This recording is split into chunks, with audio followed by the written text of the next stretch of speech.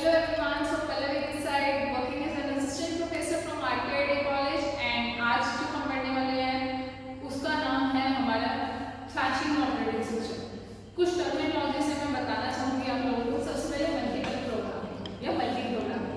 Multi programming का concept ऐसे होता है कि जब हमारे पास 4-5 प्रोसेसेस हैं या बहुत सारे प्रोसेसेस हैं, वो एक सिंगल प्रोसेस पे रन कर रहे हैं CPU पर टाइम देने के लिए, उसको बोलेंगे मल्टी प्रोग्रामिंग। नेक्स्ट कॉन्सेप्ट आता है आपका पेज फॉल्ट। पेज फॉल्ट का मतलब है कि पेज को जब हम कॉल कर रहे हैं, हम मेन मेमोरी में बुला रहे हैं, वो मेन मेमोरी में प्रेजेंट नहीं है जब हमें उसकी रिक्वायरमेंट है। इस कंडीशन को क्या बोलेगा? पेज फॉल्ट बोलेगा। तो देखो थ्रेशिंग का कॉन्सेप्ट क्या हो गया? जब प्रोसेस को मेन मेमोरी में ढूंढ रहे थे, मेन मेमोरी में नहीं मिला, कोई भी प्रोसेस मेन मेमोरी में नहीं मिलता, उसकी तलाश हम कहाँ करते हैं? सेकेंडरी मेमोरी में। अब देखो सीपीयू को तो यही काम रहेगा, पहले मेन मेमोरी में ढूंढेगा, मेन मेमोरी में नहीं मिला, सेकेंडरी टाइम में मिलेगा। तो थ्रेशिंग का कॉन्सेप्ट भी कुछ सिमिलर इसी तरीके से होता है। जब CPU most of the time जो है पेजेस को ढूंढने में लगा देते हैं सेकेंडरी मेमोरी में रेदर देन एग्जीक्यूट होने के लिए। जैसे सिंपल से एग्जांपल लो, आप घर में आए थे कुछ काम खाना वाना बनाने के लिए या किसी काम के लिए।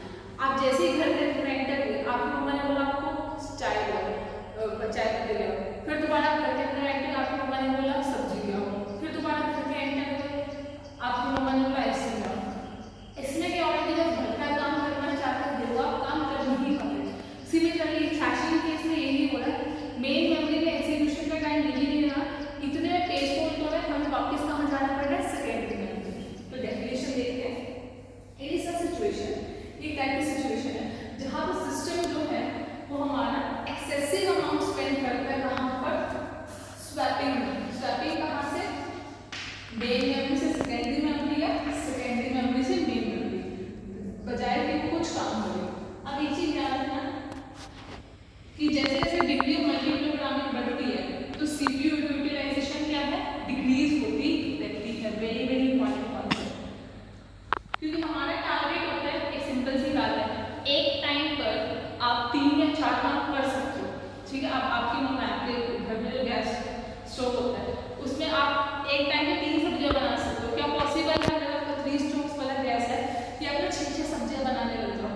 अगर आप इस तरीके का काम करोगे आपका एक भी काम जो है ढंग से नहीं होगा। तो जैसे जैसे डिग्री ऑफ मल्टी प्रोग्रामिंग बढ़ती है तो सीपीयू यूटिलाइजेशन है वो क्या होती है? डिक्रीज होती है। अब कॉजेस क्या आगे हमारे? High degree of multi programming मैंने बताया था 10 से जब हाथ पैर काट दो भी एक ही काम ढंग से नहीं होता। नेक्स्ट आता है लैक ऑफ फ्रेम्स। पता लगा कि 3 फ्रेम्स